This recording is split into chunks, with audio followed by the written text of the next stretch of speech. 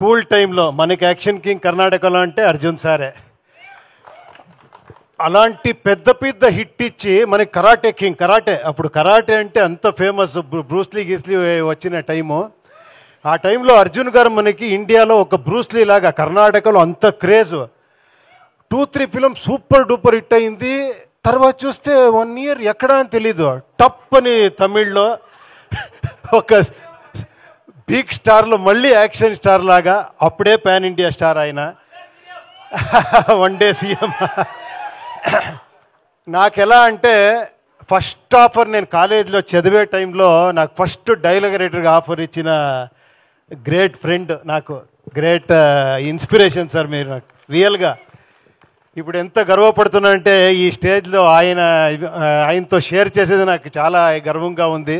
Thank you very much sir. అప్పుడు నాకు opportunity ఇచ్చారు, ఇప్పుడు నా అన్నయ్య కొడుకుకి ఆపర్చునిటీ ఇచ్చారు.